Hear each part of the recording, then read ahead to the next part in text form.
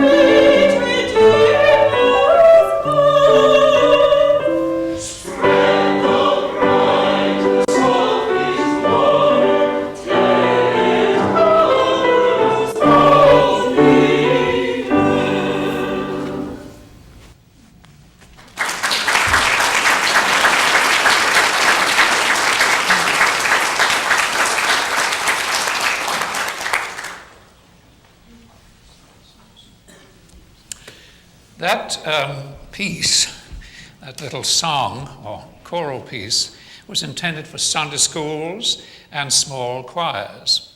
And here's Lyman Brackett, an established composer, published composer, before he is associated with the Christian Science Church.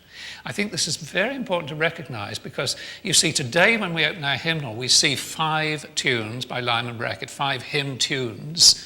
Let's be very, very careful we don't say hymns. He didn't write any hymns, he wrote hymn tunes. And we think of these tunes in terms of the style and the sort of periodicity of that moment. Lovely tunes, of course, da da da da da da da, Shepherd show me how to go, da dee da da da da da, all these lovely tunes that you're familiar with. But we think, oh, that's Brackett. That's all there is to Brackett.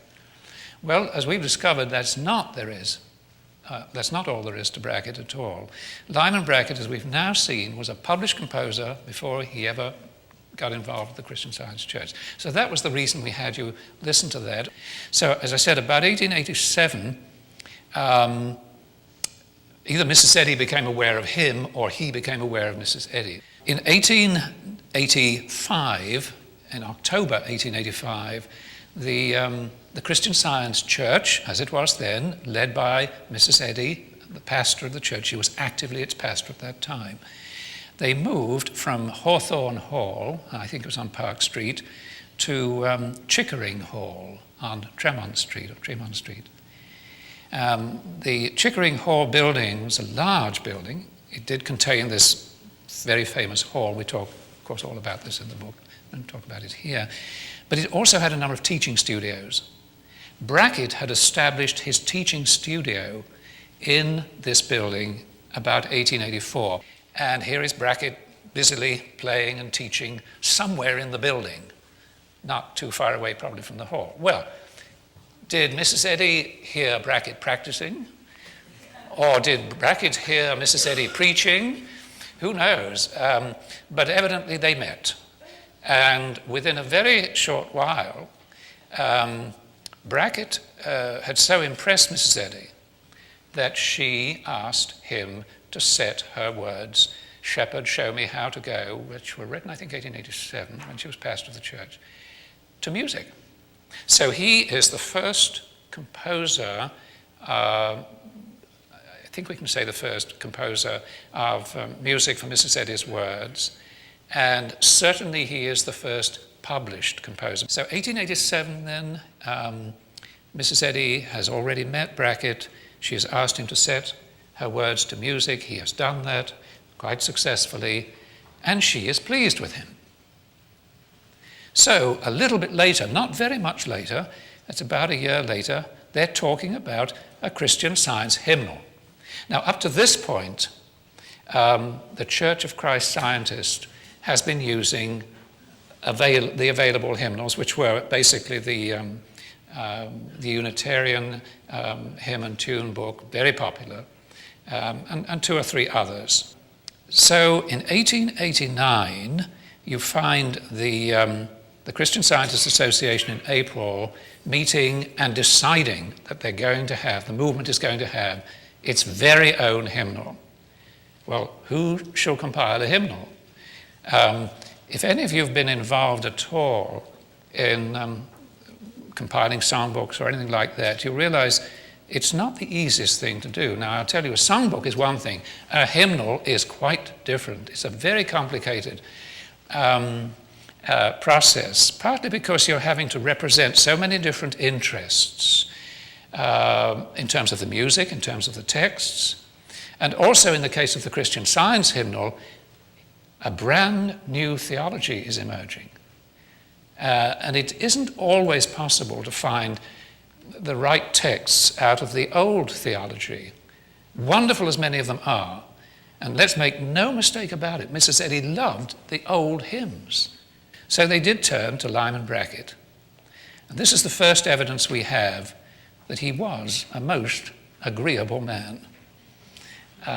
He evidently responded very quickly to Mrs. Eddy's appeal, and I think I should just read you a little bit of his letter, and I'm quoting now from the book. I didn't bring the original letter with me today, but I would love to read you the way he interacted with Mrs. Eddy, and he reported on this to the board of directors when he wrote them, the Christian Science Board of Directors. He wrote them in 1930, a letter when he was in his, what was he then, in his 79th year.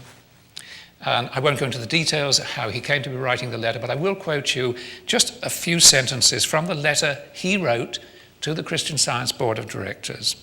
He says, and I quote in part, "At first," he says, "I had the supreme privilege of a personal acquaintance with Mrs. Eddy." Now listen to this, including many private interviews. Take him at his word. This is a man who tells the truth. So he evidently knew Mrs. Eddy very, very well. It was at her earnest request, and he underlines the word earnest, that I assumed the task and responsibility of compiling the original Christian Science hymnal. So here we have it on his word. She asked him to do it. Now, certainly he was appointed in an official capacity somewhat later, and we have those letters to show that he was appointed by the Publishing Society as the chairman of the committee to be convened at his call. He was very responsible. But initially, it was at Mrs. Eddy's request. And he goes on to say, compiling the original Christian Science hymnal, comprising the selection, arranging, and composing of all the tunes. Now, I better tell you here right away, he wrote 99 tunes. We have 5 left in our hymnal. He went on to say in this little letter to the board in 1930 Mrs. Eddy not only urged me to accept the position of organist of the Mother Church, which I was obliged to decline because of a previous contract. A man of honour, evidently he wouldn't break his contract or couldn't break his contract, so had to decline Mrs. Eddy's request. But now listen to this. She strongly advised me to remain in my musical profession and help Christian Science by influencing my pupils and friends, which I have constantly and consistently done from that day to this. I live in the recollections of her association and teachings. So he regarded himself as a Christian Scientist right up to the end of his life. I think we've probably said enough, and I'd like to invite the choir to the quartet to sing. By the way, in the 19th century, this would have been a choir. You see, they used words a little differently. When we say choir today, we think of 250 voices and participating in big, big sounds. No, they used the word choral music in a variety of ways, and this to them would have been what we're playing or singing for you this afternoon, would have been choral music. These both could be sung by us today as congregations. It's written in 4 parts. They're written in 4 parts, and as you'll hear, they're very, very lovely, straightforward tunes. First one is, I praise thee, Lord, for blessings sent, and then we'll go straight on and sing Everlasting Arms of Love. By the way, these words are still in our book, but not to these tunes. These are Brackett's original settings, alternative settings, so you're hearing some fresh settings. Here we go.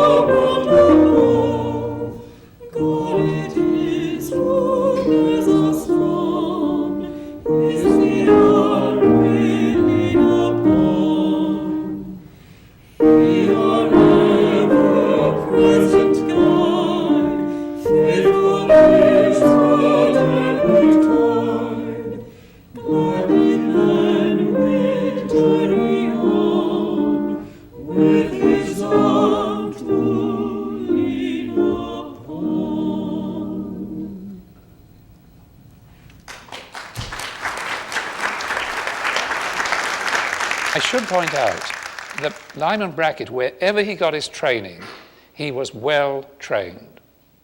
There is no doubt about it, Lyman Brackett knew how to write good music. That is, the part writing is sound, the voice leading is correct, the harmonic structure is absolutely right. Now, whether you like the tunes or not, this is irrelevant. What I'm talking about now is analysing the music in terms of its grammatical correctness. When Brackett was studying and training, which would have been he was born in 1852, it would have been in the 1860s and 70s when he was doing his studying, he would be imbibing the spirit and the letter of the Lowell Mason Thomas Hastings school, which was very sound and very, very, very solid. But about that time, there was also another influence emerging, and that was the what we call the gospel hymn. It comes a little bit later. It starts in about the 1870s.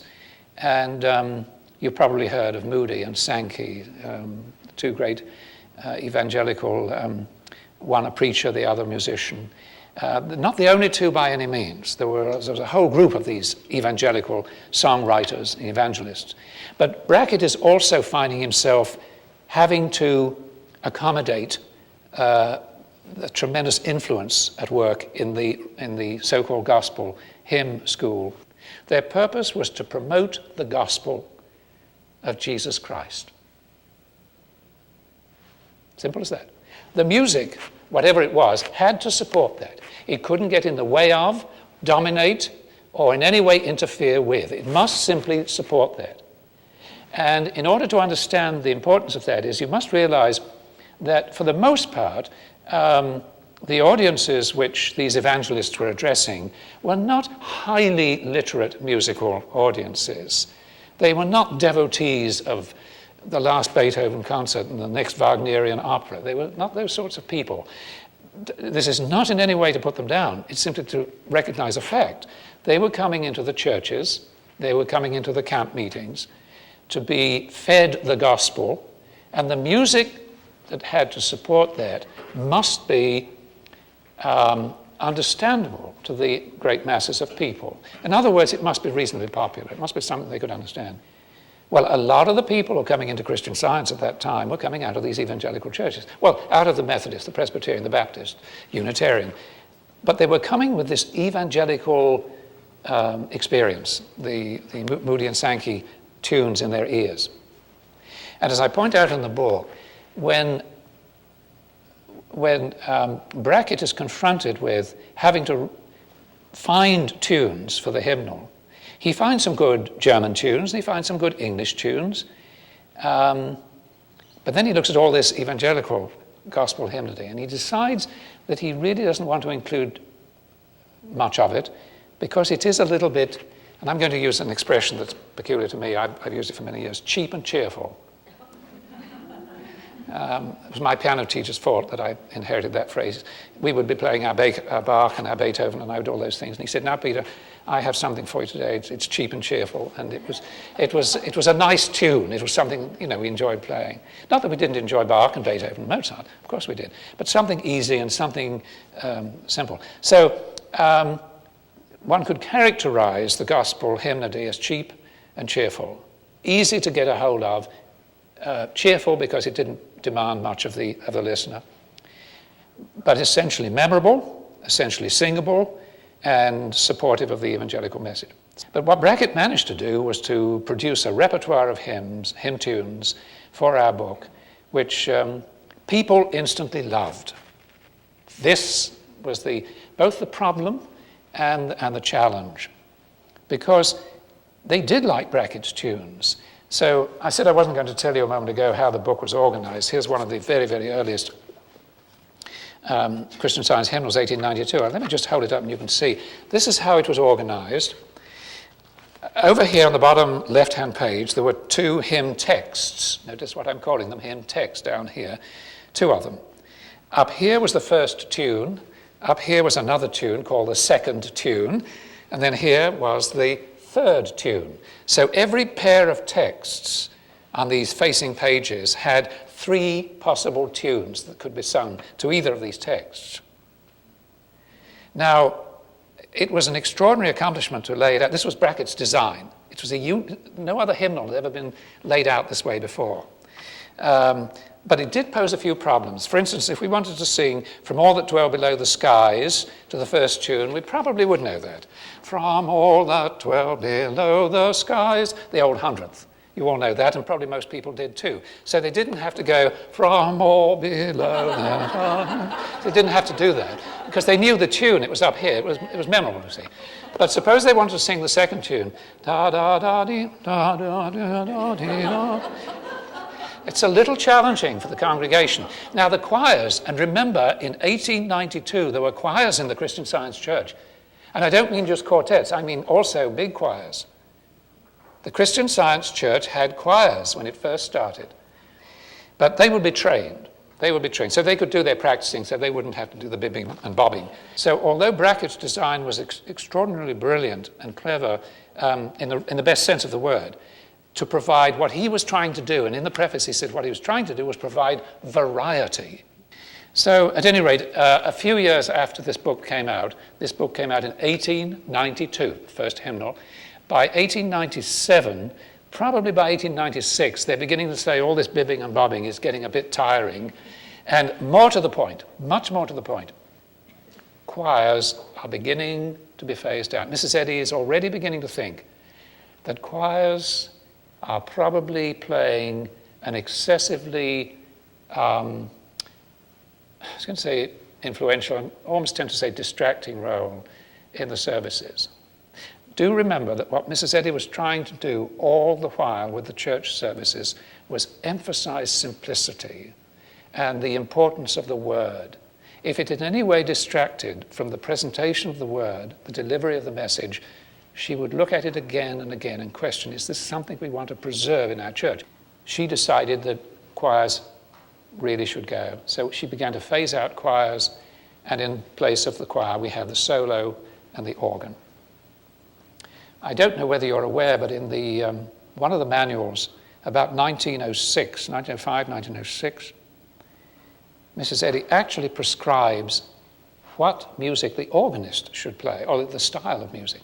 Coming back to that word style now. She says that the prelude should be inviting. The organ prior to the service, or the music, the piano or the guitar or whatever instrument, should be inviting the audience to begin thinking of the prayerful preparation for the service. That's the point of the prelude, according to Mrs. Eddy. The offertory should be quiet and simple. Most times it is in our churches. But now listen to this. The postlude should be short, quiet, and simple. Did you all hear me?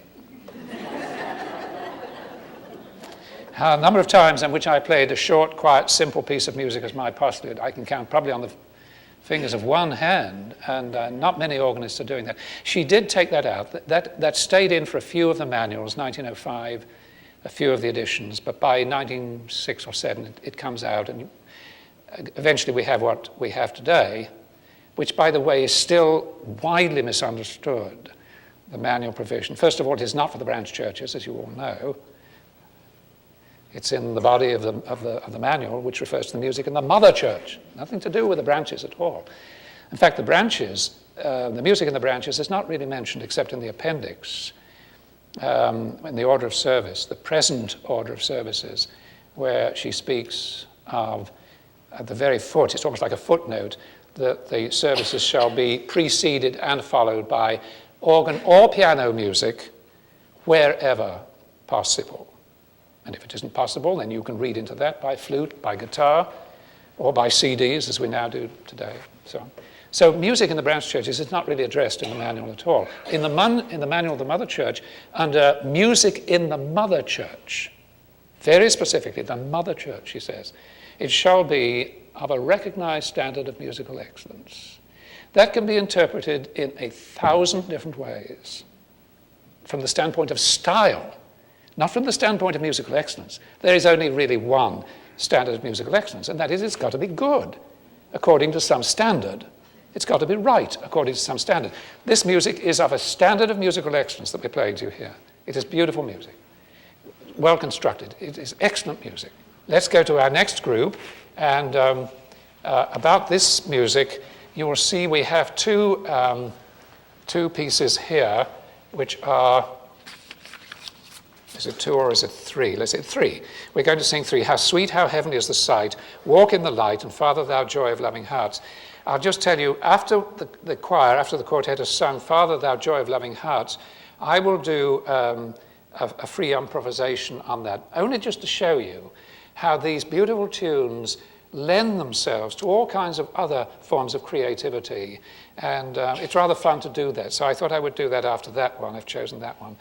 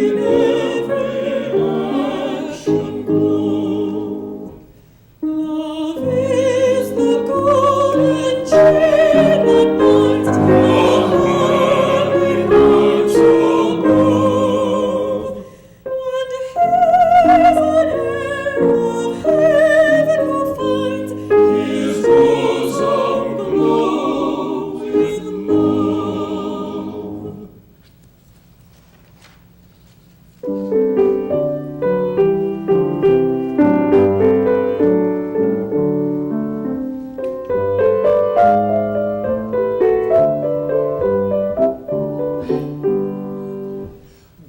in the light, and thou shalt know thy fellowship of love. His Spirit only can bestow who reigns in light above. Walk in the light, and thou shalt find thy heart be truly His. Who dwells in cloudless light enshrined in whom no darkness is. Walk in the light, and thou shalt own thy darkness passed away, because that light hath on thee shone in nature's perfect day.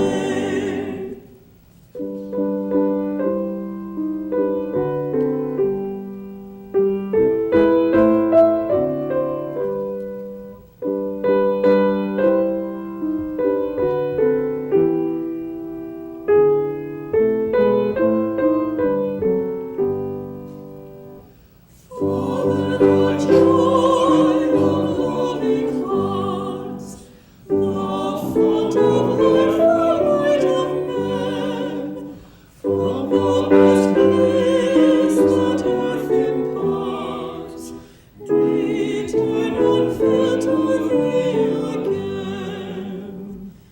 That truth unchanged hath never stood, thou seest through that come thee call, to them that seek thee thou art good.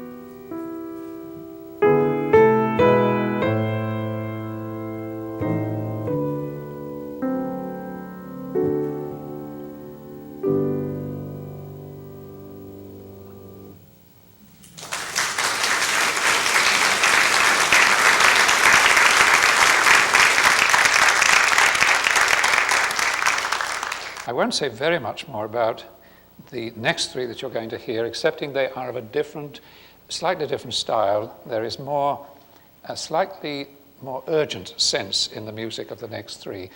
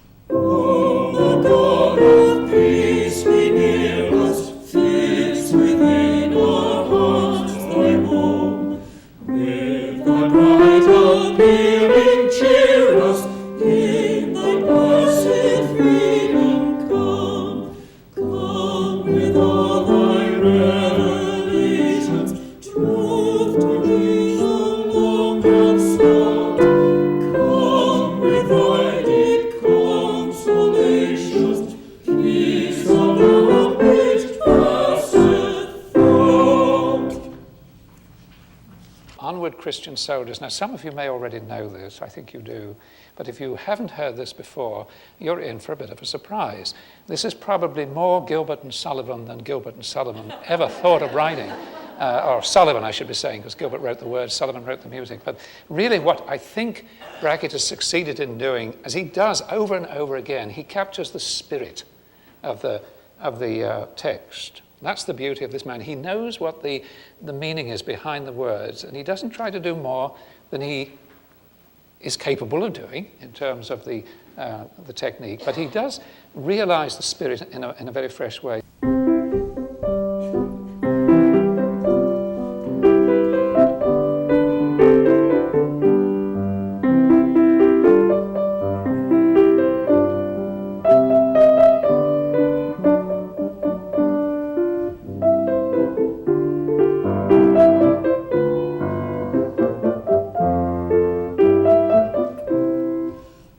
Christian soldiers marching as to war with a cross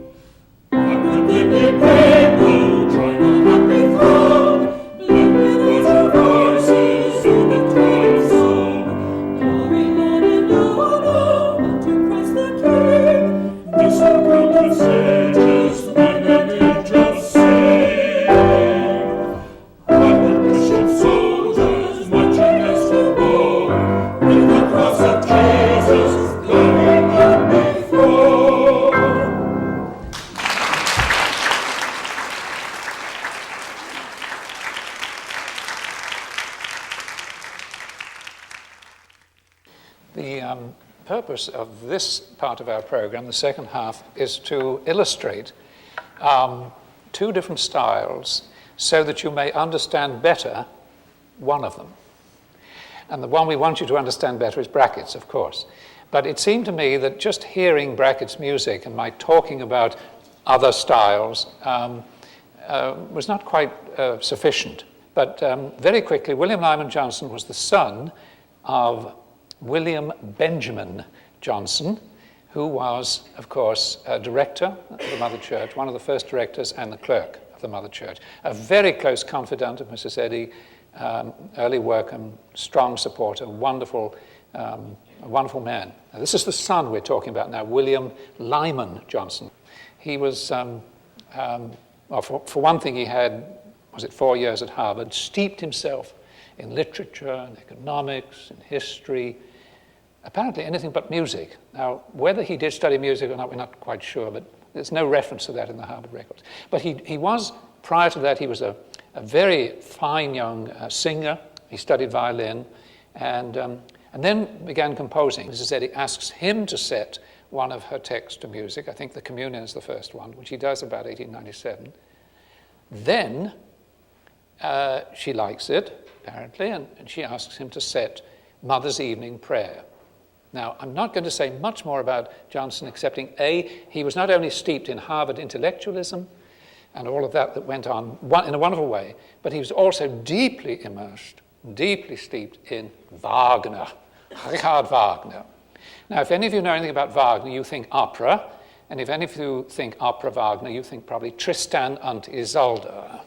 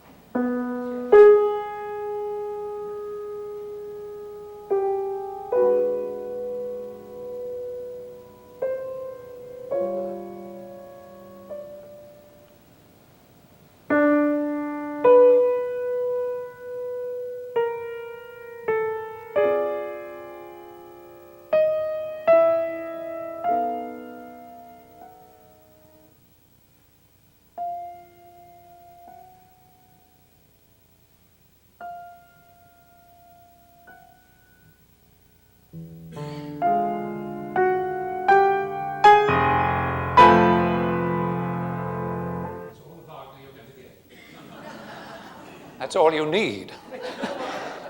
It takes a long time for Wagner to get started. And you'll see in a moment when we start to perform the William Lyman Johnson setting of Mrs. Eddy's Mother Evening Prayer. It also takes him a long time to get started. So 2 or 3 comments quickly. Unending melody, unendliche Melodie, melody that seems to go on and on and on and on. Never quite know when it's going to stop. It sort of goes on. Cadences, which are those lovely little period points at the end of phrases and, of course, at the end of a piece of music. Cadences which constantly get interrupted. Now, Johnson is under the influence of this, and he tells Mrs. Eddy in a letter that he has been a student of this style and that he's been studying Wagner's harmonic and orchestral style for the last 2 years. So he spends quite a long time, and he writes this wonderful Wagner setting. This is the William Lyman Johnson setting of Mother's Evening Prayer, which he completed around 1898, first published in 1899. It was sung in the Mother Church shortly thereafter, and it took 17 minutes to sing. It was sung in the Mother Church as a solo. And I think it was Judge Hannah. I got a letter here. I think it was Judge Hannah who wrote to Mrs. Eddy and said he had thought she wanted this piece to be sung. Evidently, he discovered that it was not Mrs. Eddy's wish at all, but it had been sung. It took 17 minutes. Now, we can sing it a little quicker. We're going to do it a little quicker. It'll probably take us 16 and a half minutes. Well, not. We'll try and get it closer to 12, but this is. Catherine, shall we do it? this is the way it goes.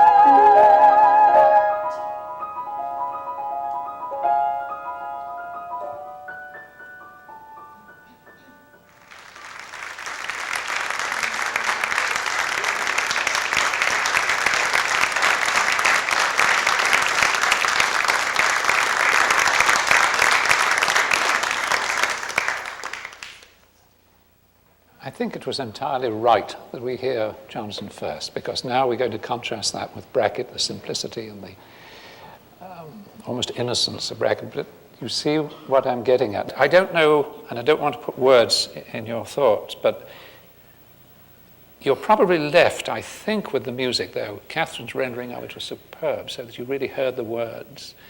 But what Wagner really is doing is taking the words as a peg for his music. Brackett does the reverse. He takes his music as a peg for the words. In other words, the words are so much more important. Now, you may disagree, and that's fine, perfectly fine. But there was tension then in the early years of the church among musicians, not in Mrs. Eddy's thinking. Although Mrs. Eddy was affected by this and influenced by it, because there were people around her saying, Johnson's the wave of the future. This is where music is. This is where music is. Brackett, oh, Brackett. You know, and they were really making a very strong pitch. And so what happened, just to give you a clear evidence of this, what happened in 1905, late 1904, Mrs. Eddy asked William Lyman Johnson to set her two poems, Shepherd, Show Me How to Go, or Waiting Harpstrings, to set those two poems to music, which he did.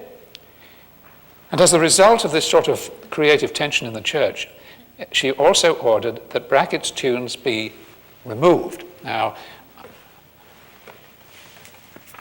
I almost doubted my own words. When I was telling this to somebody the other day, I doubted my own words, but here it is. I'm going to read it to you. This is from the Christian Science Journal, volume 23, number 8, November 1905. Now, he has written the tunes. He took some time to write them, but by 1905, he had them written, late 1905. I read, In future editions of the hymnal, new music will be substituted for that now used for Mrs. Eddy's hymns, Shepherd Show Me How to Go, or Waiting Harp Strings. The above hymns with new music will be furnished in suitable form for pasting in old hymnals at the following price and so on. When inserting the first 6 hymns mentioned, the old ones should be cut out and the new ones pasted on the stubs. So that's what happened. Brackett was excised from the book, and Johnson was superimposed. They evidently thought that was the way to go, and that was the wave of the future. After 4 years, though, out in the field, a young lecturer by the name of Frank Leonard, who was also a very fine musician, singer, used to go into Mrs. Eddy's household occasionally and sing to her. His mother worked in Mrs. Eddy's household. After 4 years of going around the country lecturing and listening to what the field was saying, they were no longer singing Mrs. Eddy's hymns, those two. They couldn't sing Johnson's tunes. That is, the average uneducated musician couldn't do it. So Leonard wrote a beautiful letter to Mrs. Eddy, and Mrs. Eddy read it 1909, April 1909. She immediately said, put Brackett's old tunes back in, which they did, wrote to the directors and the publishing society. They put them back in, pasted them back in, and in the 1910 edition anyway, when that came out, it has both Johnson's and Brackett's tunes. We have them today, both Johnson's and Brackett's. You can take your pick. You can choose whichever one you like.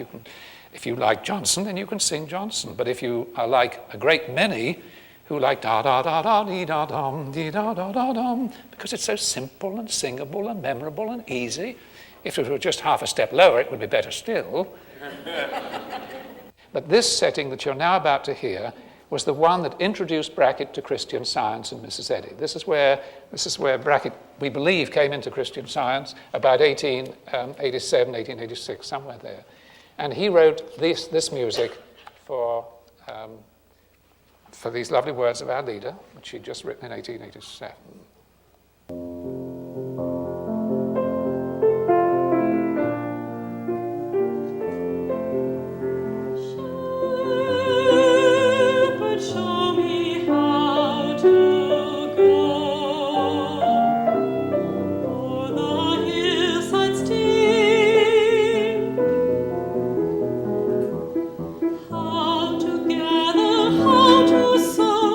How to feed thy sheep,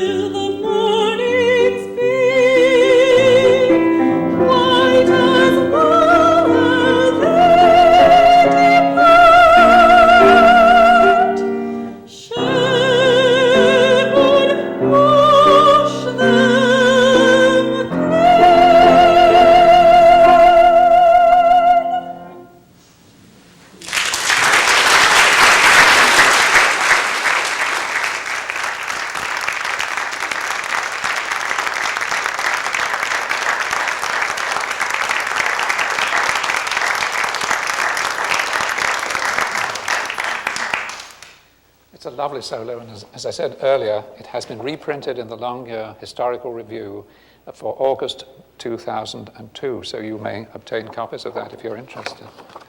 I think what we'll do now is complete the program, finish the program with, we're going to invite you to sing with the quartet one of Brackett's lovely tunes that is still in our book, the tune Alma. And by the way, I make this point, of course, in our book, that the two tunes, Alma and Norton, were probably named after his wife, because his wife's maiden name was Norton, and her Christian name, her first name was Alma. So it's more than likely Brackett named these two tunes after his wife.